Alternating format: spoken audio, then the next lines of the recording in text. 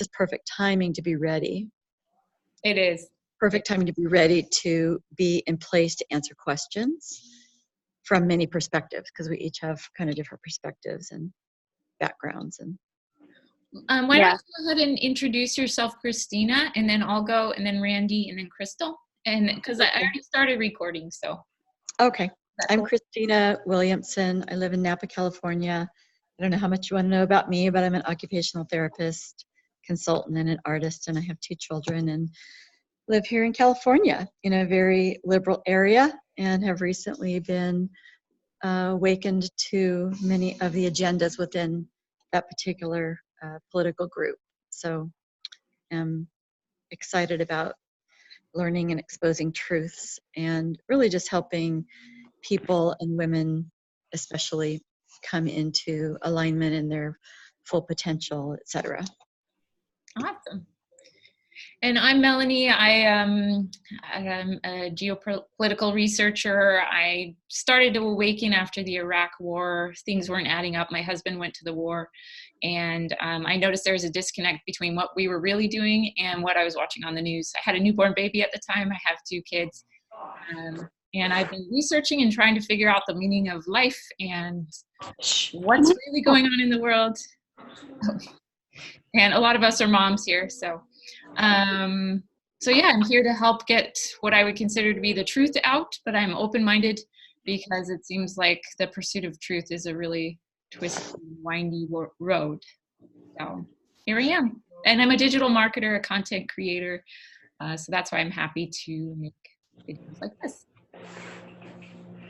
And I'm Randy Gerber. I'm a mom of 5, so that's why I'm wandering around my house trying to find a quiet space. Not always easy, especially when in the summertime when everyone's home. But I'm kind of the same as Melanie. I just I started with, I would say, political awakening, and then it kind of moved into a spiritual awakening. And a lot's happened in my life during this awakening, and my passion is, even with everything going on in the world, finding a way to bring out the joy that's within us, and really connecting to our truth, even when there's chaos around, even when there's things that may be perceived as painful and difficult, but we can still find that joy within. So addressing the issues, but always returning it back to self and saying, okay, what's outside of me is also what's all happening within me in a way, because we are always the micro of the macro, and how healing that on the inside, reflects that in our entire universe, really, and how that can be used to not only heal ourselves, but heal our world, heal what's happening everywhere by healing ourselves. Mm-hmm. Hi, I'm Crystal, and I have 3 children and actually 2 grandchildren. I'm a yoga teacher, and I've been teaching for about 6 years now, and really started to dive deep into self-study through many different channels, working through a number of different book studies on oneness, the Course in Miracles, different modalities such as that. And previous to all of that, I was in the corporate world for about 20 years, in the sports and entertainment, and just since moving away from that, just loving and seeing the different perspectives, and being able to, I love that I had that experience, because that's where the majority, I feel, of our society lives. And now that I can see a different perspective on life, different perspective on myself, I can turn around and share that with others, and helping people to not necessarily stay where they are. I was about to say that, but find the joy, like Randy was talking about, and understand that it's nothing outside of ourselves. It doesn't matter what you're doing, where you're at, what's in your life, what's not in your life. What matters is truly that you're able to find that connection within yourself, and discovering what source is, we all are familiar with God or the word God, and understanding, what that perspective might mean to different people. And as far as the geopolitical side of things, you all have introduced me to that, and all the pieces of puzzles are like coming together for me. And so with that, I'm really, again, shifting perspective and looking at all different angles of everything. And I'm super appreciative of that awakening, of that insight. And I want to really help people understand and identify, and we keep hearing this, and I can't believe how much we hear it more and more and more every day about different programs. And it's not about overcoming, I've overcome, this program, that program, or all my programs, or whatever it might be, but just knowing that they exist, and that is the framework that we work with, and how to find joy no matter what program might come up for you. So let me throw a question out there. We're all moms, and a lot of people are busy. A lot of people are, doing their lives, and they're not aware of kind of what's happening, or even of their programs. Or even what a program is. Yeah. What advice do you have for somebody? Not NBC or CNBC. Yeah. What advice would you have for somebody that's busy and not necessarily aware that they're programmed? Taking some time every single day to sit. And I mean to sit for 2 minutes. And that's what it means. You can sit with your eyes open. You can sit with your eyes closed. So many people are fearful of sitting and being still, because that's a program that we have to keep moving, and we have to keep producing, that we are only productive if we are, quote unquote, doing something. And I think just by literally sitting every day, if someone is starting out, 2 minutes is perfect, 5 minutes, if anyone is already doing it, just continuing that. I think that helps to not quiet the mind. It helps to take a look at what's going on in our minds. And that helps to start to kind of look at the onion, just look at it, not even start to peel away anything from it. And is a really good place, I believe, a good place to be able to identify, what is bothering, or what is stressful, or what is pulling at you, that's draining that energy from you. And really only until you can sit, I feel, then are you able to even identify that your energy is being pulled in a direction, wherever it might be. And there's no judgment about whether it's right or whether it's wrong. It's merely noticing. Yeah, I think one good way to notice is to look at your patterns. Look at what you keep recreating in your life.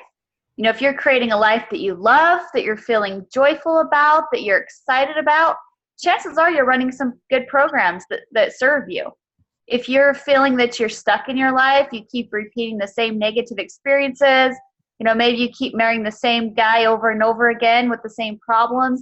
Maybe you keep creating the same business situation over and over again. Maybe you get out of debt and then you're back into debt. Maybe you have all these different programs they're running, and then they play out in your life, and they'll repeat themselves, and you'll start seeing a pattern, and you realize the common denominator is always you. So there's something going on inside of you that you're projecting outside of you that's then reflecting your program back to you. So as you kind of look at your life patterns, you can kind of start to identify what your programs are. If you feel like you're always alone, then you might carry a program that I'm lonely, or I deserve to be alone, or I'm not good enough. If you have programs of fear, you might be getting up every day and being afraid to go out into the world, or afraid of losing, or afraid of this, or afraid of that. And you just kind of look at those programs that are creating things in your life that aren't necessarily serving your highest good, and then question it and say, is this a program I'm carrying? If so, what is it? And then really start to ask yourself in those quiet spaces that Crystal's talking about is, okay, where did I create this program from? What is this stemming from? Do I have a belief about myself that maybe isn't true, that I'm holding, that then is being reflected back to me over and over and over again in different ways in my life? Typically, it's going to come out, in multiple ways. I see it come out in people's health, and people's body shape, and people's, and when I say people, I'm talking about myself as well, in their where they go in life, where they're afraid to go in life, what they accomplish, what they don't accomplish. All of those things are going to be reflected back to you from those programs you're running. Even your friends you attract. Everything is going to stem from those programs. And so I think it's a good thing to, one, identify what the programs are, and two, where they came from. Does anybody have thoughts on maybe where we initially developed these programs? We can't avoid them, right? We're born into an experience. So we're programmed by just experiencing. So our task is to recognize that these are programs. And I think what's so exciting about this time is we're now recognizing that other people have been aware of how programs work, and they've been manipulating us, and they've been using us for fuel or for a variety of things. And so we have been programmed. We've been programmed that it's supposed to be like this. You go to school, you get done with school, you go to college. Then you get a job, you work for someone else, you just pay bills, you work and work and work and work, and you save up until you have retirement. And then maybe you have a few years you can enjoy your retirement, and then you die. Yeah. And we're programmed that that's like okay, that's a normal life cycle. And maybe for some that serves, but I kind of call BS on that program. I think that there's more to it than that. And not everybody has the same path. And so we're kind of looking at programs now, I think, as a society, even all these things, like you said, that we've been programmed with, and saying, well, does it have to be that way? Or we just believe that that's how it is. And so we've been following that program. And now it's time to say, maybe there's another option for me. So I've been thinking about this for a couple of days and meditating on this. But a little quote from the Course in Miracles. It's under a section that's titled, when I speak of God, I speak of Source, or I believe of Source. It says, I am under no laws but Source. And in this little section it says, think of the freedom in the recognition that you are not bound by all the strange and twisted laws you have set up to save you. You really think that you would starve unless you have stacks of green paper strips and piles of metal discs. You really think a small round pellet or some fluid pushed into your veins through a sharp needle will ward off disease and death. You really think you are alone unless another body is with you.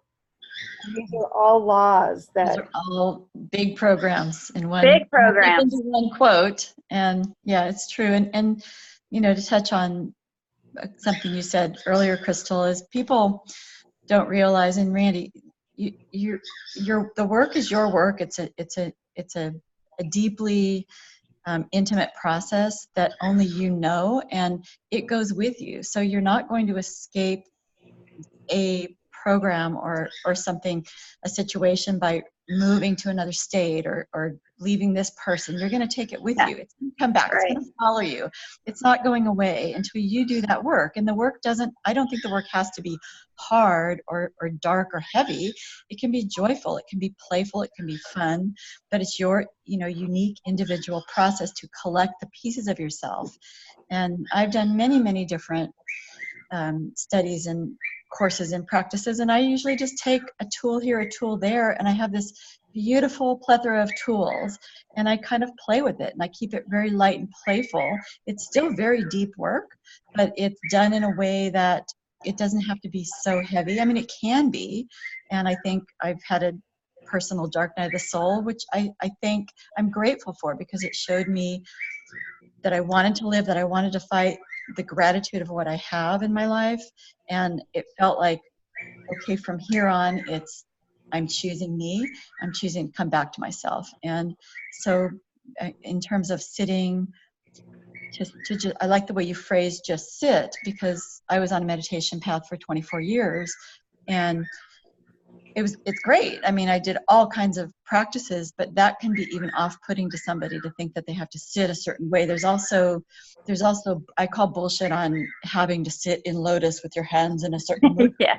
Like you can sit your ass on the ground against a tree, or you can lie on the earth. Just get your body on the earth where there's no rubber between your soles, where you're literally absorbing the magnetism and power of this living body. And for somebody, that might be all they need, is just to go outside and sit or dig in the dirt. And we don't do that. We're so busy and we're so True.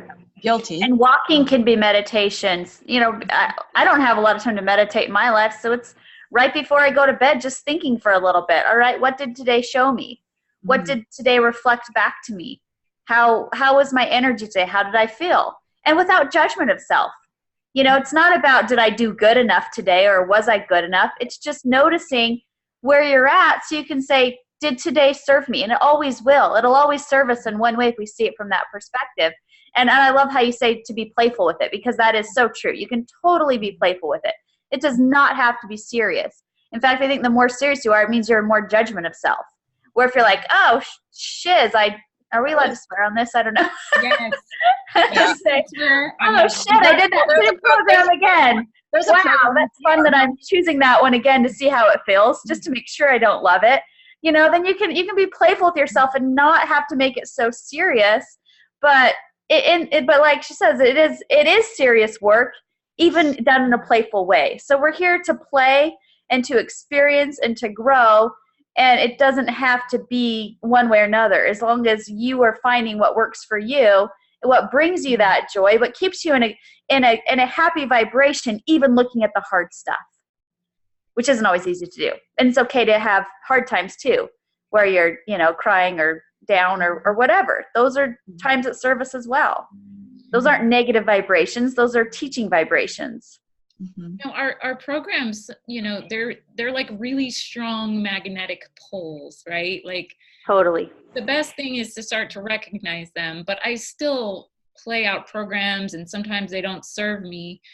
What advice do you guys have for people that they're just becoming conscious of their programs? How can they kind of grab the reins of their lives and make it beautiful? Well, I like how you say you still play out programs, because that's what we're doing. We're playing, right? It's a play. We're all playing out our storylines, our what maybe what you say or our given lines were. So try writing a new play. Yeah. You know, I love that George Costanza episode of Seinfeld where he's like, I'm going to do exactly the opposite of everything I would normally do today and see how it plays out. And it wasn't that a fun experiment? You know, so think about that with your programs. Think about, you know, all right, this is what I normally would do. What if I tried completely the opposite, just to try something different? Maybe you won't like it. Maybe you'll decide, oh, well, that really didn't serve me either. Maybe there's a happy medium in between. But I like to just kind of explore the different potentials just to see what I like. A lot of times we're so stuck in a program, let's say it's religion. Well, we're told this is the true religion. This is the only true religion, right? So you believe that program and you play that program for a long time. And then one day you wake up and you might say, well, what if it's not? Have I ever really considered that possibility? And then you might play another program to see if maybe something else serves you. And again, you're just playing with it. You can always go back to the old program if you decide that it serves you. But I think looking at other potentials and possibilities for self opens you up to new possibilities. And I think the world is all about potentials and possibilities. As we open up and consider different possibilities and different perspectives, that's how we grow in awareness.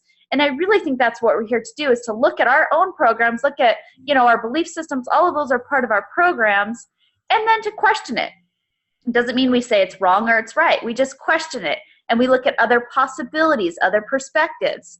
And this is what happens in awakening. Anytime anyone's having an awakening, they're suddenly questioning something they always believed, right, to be true.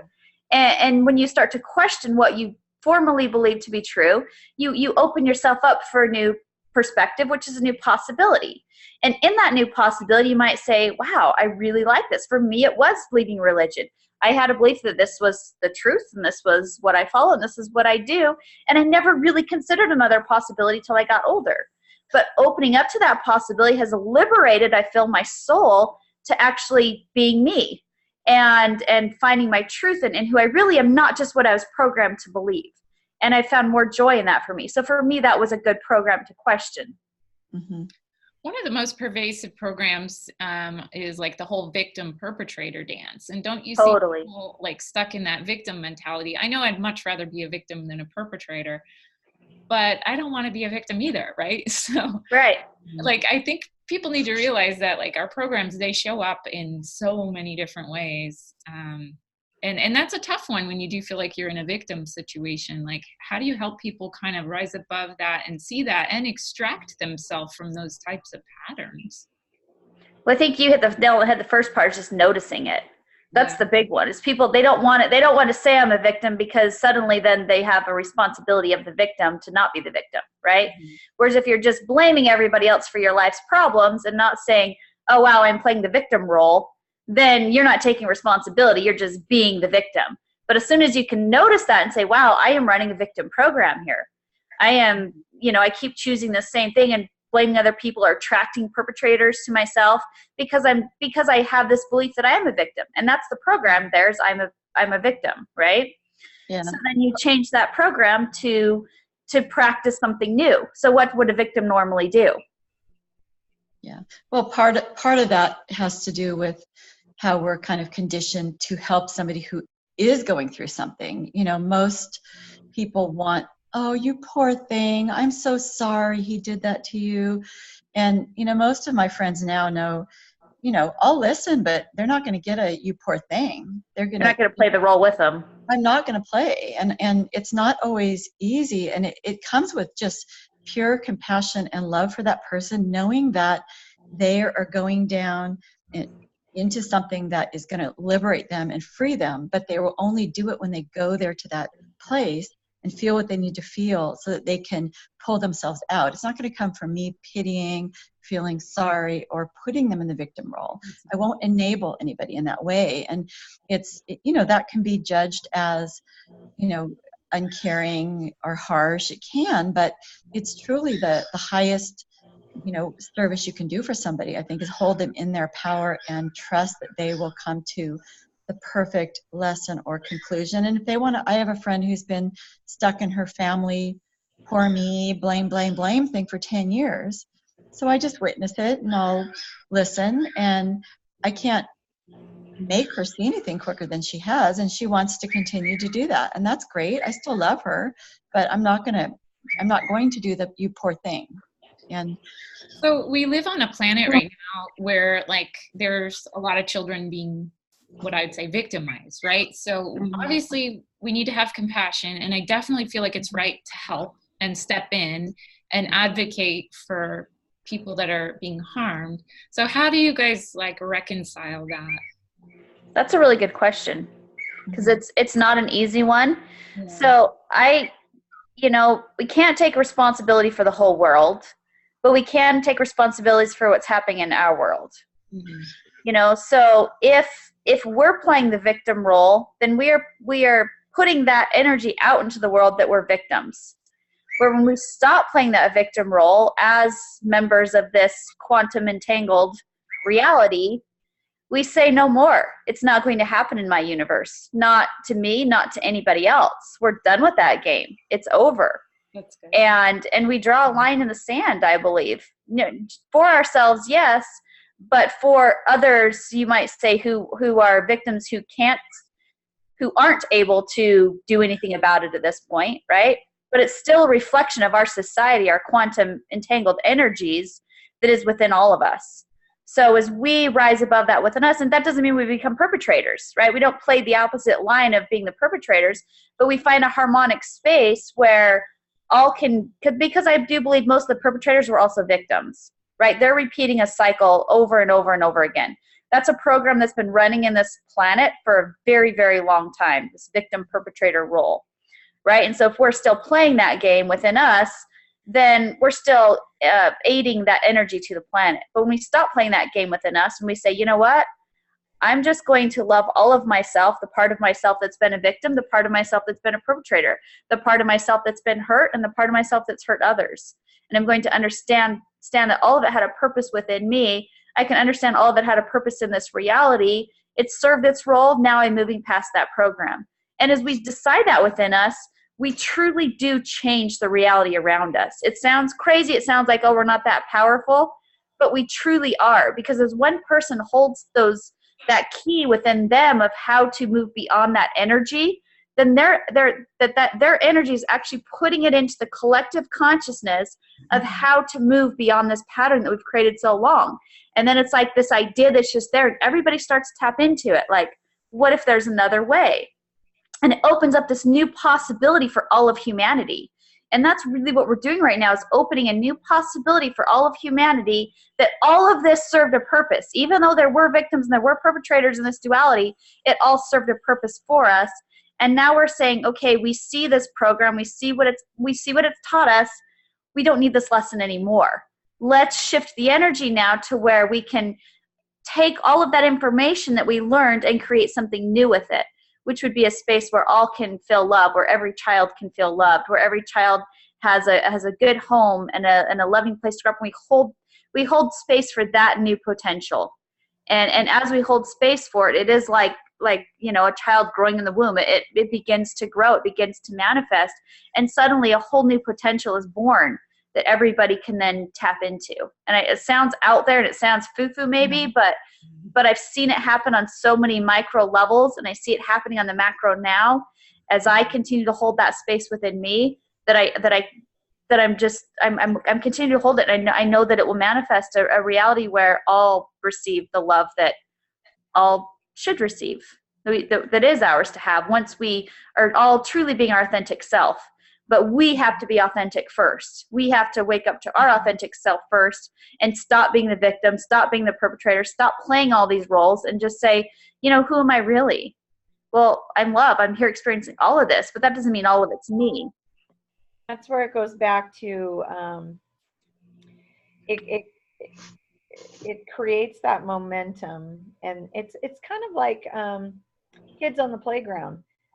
You have a bully out there and everybody kind of looks at him and nobody wants to hang out with him, but then you have the really fun friend that's out there, and everybody kind of like gravitates towards that, which is love, which is joy, which is happiness, which is fun, which is play. It's the same exact thing. Totally. And so when we come back to that within ourselves and we look at, there are victims out there. There are people that are being hurt and victimized and such. And when we come back to looking at our own programs and identifying that, becoming more healed within our own selves, then it creates that momentum for everyone around us. And it truly, you see everything shift in your life. And when you see the shifting happening, if you embrace that shifting rather than fight against it, which is what I've been experiencing as of late, is, wait, I have this program that a family is this idea, siblings are this way, and children or whoever should be this way. And as soon as I stop and I allow everything to flow and stop fighting against that, recognize the programs behind it, I feel so much more peace within myself. And then I have more peaceful things around me and other people too that are, gravitating towards me, that are noticing that peace, within me. So it's a matter of, again, just coming back to our own self, and then that starts to blossom and grow and others attracted to it. There is a lot of magic and unseen momentum that happens, but there's also a lot of difficult physical decisions. And one thing I've found as I awaken to these things is you literally do have to cut some people out of your life or situations. It's not easy. So do you guys have any advice for people that as they awaken, how do they get through some of those difficult decisions? They're breaking patterns. It's no small task. So for me, it's literally coming back to what brings me joy. Mm-hmm. So when I sit and think about and muddle over, oh no, this person isn't in my life anymore. And there's, oh, that's sad, or oh, that hurts, or whatever. Why is that sad? Why is that hurting? Because I've created a program that's the way it, quote unquote, should be. Yeah. And so when I'm able to come back to say, well, does it bring me joy to have that person in my life that's continually rejecting me, or I see it as rejection? Is it bringing me joy to have that thought process that they should be behaving in this way or be coming down this stream in some way? None of those thoughts or behaviors bring me that joy. And so when I think, okay, well, I want more joy, so I think, what does bring me joy? I don't have to pick up the phone and call them. I don't have to include them in my plans. What happens when I don't? It's kind of like Randy said, trying the opposite. I'll have an opposite day. And see what happens. And if you're finding that it is more peaceful, then maybe that's something you want to gravitate more towards. Sometimes there's a feeling of relief, or there's a feeling of, oh, like, and so that's where the more you learn to be in touch with your own emotions and intuition, and what feels right for you in that moment. And there's kind of what I found from being in kind of different paths over the years is there's a group of people that kind of fall away, and I love people and I love my friends, but the holding on to things that aren't meant to be at that time doesn't serve me, doesn't serve them. And if truly, if we're meant to be together, I think there's a way that it all kind of balances out. But I know that when I was kind of literally changing the way I saw the world, almost a 180, so many of my friends can't have the conversations that I want to have, and I don't want to chit chat. I don't want to talk about things that, the weather and the sports teams, etc. I want to have these meaningful, deep conversations. And so what happens is we're all drawn together, and there's a resonance, and there's a connection on a deep level that it's just incredible. And if you allow that to happen without fear, I feel like, we are brought what we're meant to have in the right timing. And it doesn't have to be, again, doesn't have to be sad or hard. It can be, especially if it's somebody close, or it's a relationship or a family member. But you can, I personally will just hold that person in love and know that, maybe we're done for now, or there's just not a lot going on right now. It doesn't mean I wouldn't be there for them. It doesn't mean really anything, but I'm not at this moment meant to kind of be with them for whatever reason. I'm being kind of moved around in this beautiful way, but it's actually, it feels better. It feels better to me to listen to myself than to do the shoulda, coulda, woulda. That's why I love. I almost think that a lot of times they just fall out of your life naturally once you are authentic. Once you're really serving authentic you, the people who aren't serving you don't show up anymore. It's kind of like Crystal was talking about in the playground with the bully. Maybe that bully served him for a while, or maybe taught something, but when someone sees another potential, like, oh, well, this person's just having a lot of fun, just having fun. That looks like fun. People are just naturally drawn to that. And it's kind of like our friendship. I've lost, I would say, a lot of friends over the years. They've just kind of fallen away as I've become more authentic to my truth.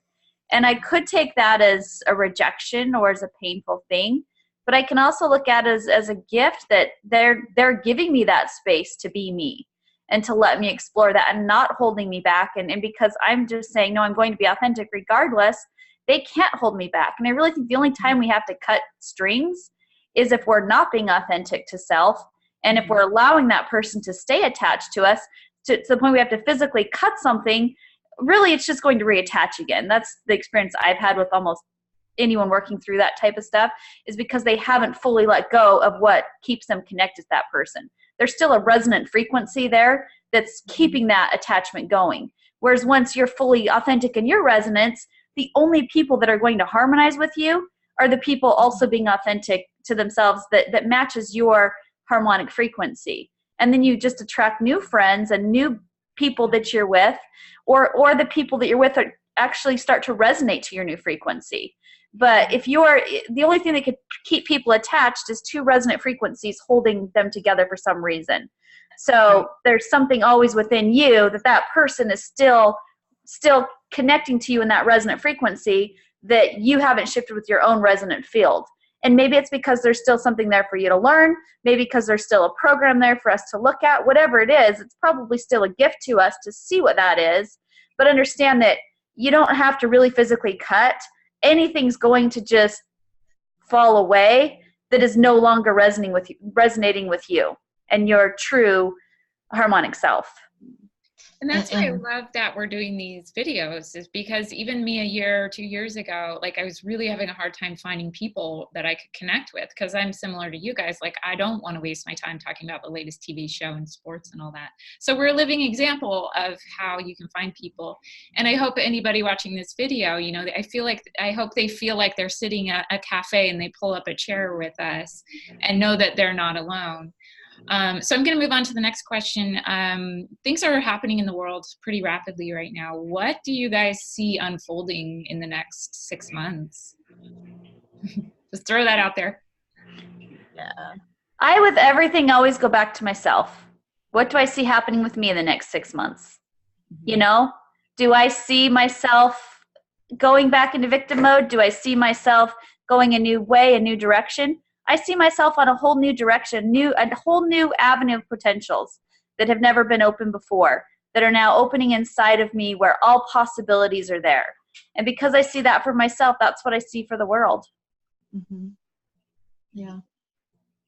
I feel incredible hope, and I really do. I think there's incredible hope. I think some things are happening that, you know, hopefully will come to light. That will make kind of these conversations a little easier to have, you know, more frequently and more routinely about really what's going on. And I think it's really exciting time. I think we're each here because we chose to be here at this moment, and I think it's the greatest show on earth. And I think I am so grateful that I'm awake and alive and witnessing, and being, not just witnessing, but being part of it. And I mean, like you were saying, Randy, it's kind of comical because we live in 2 states. I mean, 2 of you live in Arizona, two of us live in California, and we've been together 5 or 6 times in a year. And, you know, I haven't had lunch with my friend in Sonoma in a year and a half, which is kind of funny. But it's, you know, just as, you know, because we're resonating, and we're here together, doing kind of these incredible things. And I think it's a very exciting time. It is.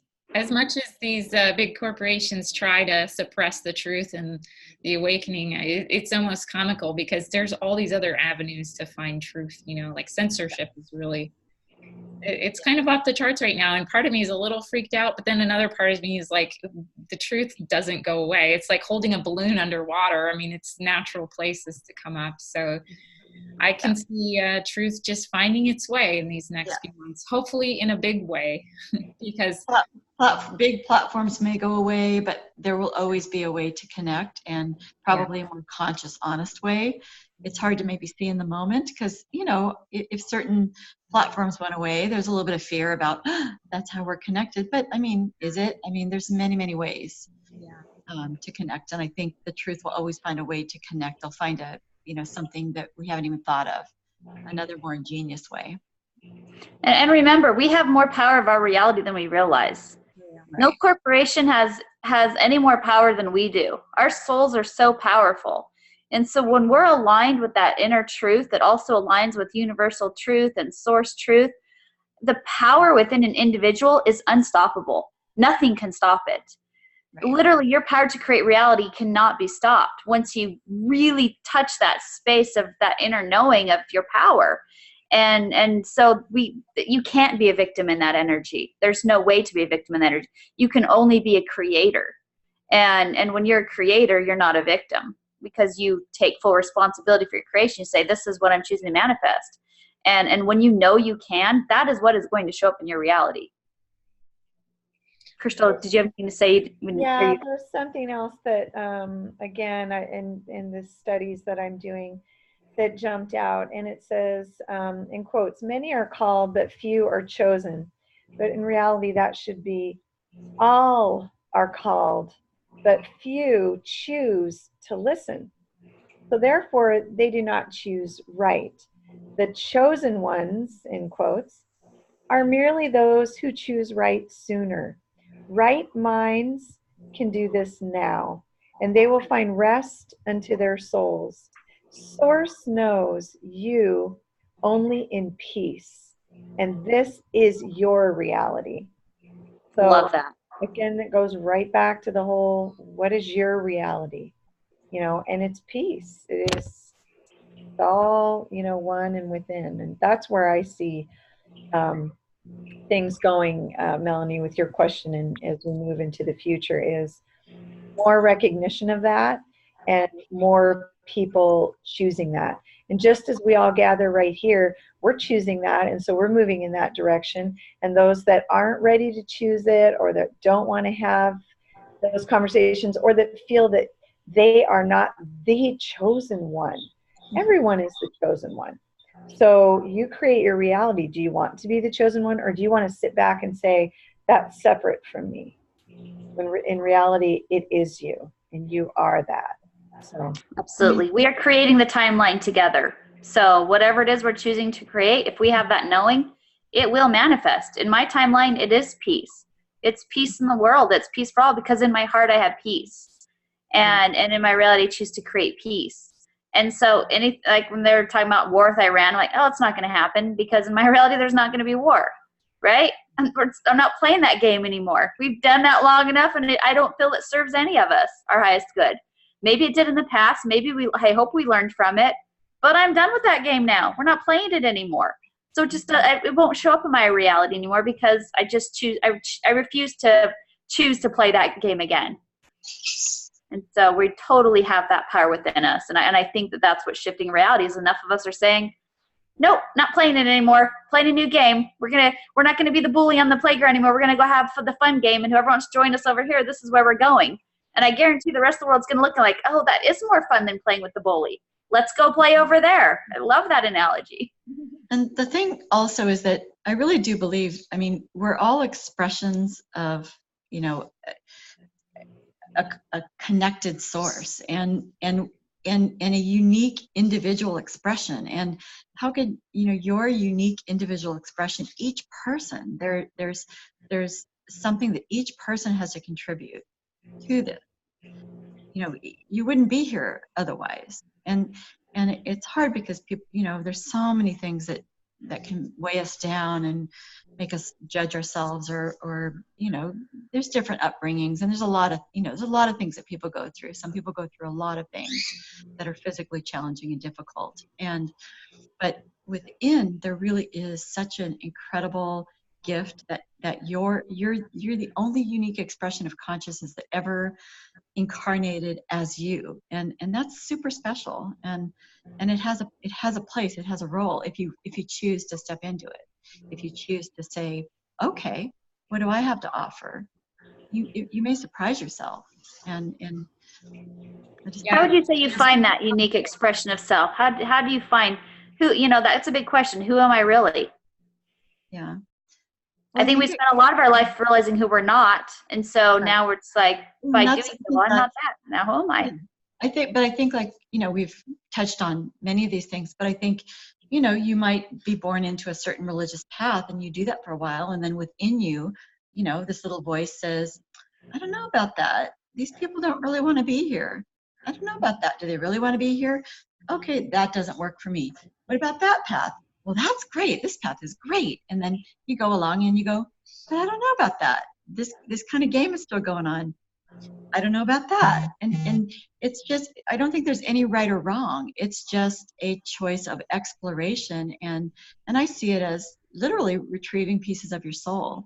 are pieces of your spirit that you may have denied or forgotten, or it's always been you, but maybe you just didn't remember. You're remembering, and I you're totally. together with yourself. And so I think each individual's journey is unique to them, and I think it can happen miraculously quickly, and I think it can happen over many years, and there's no right or wrong. But I think there's no it's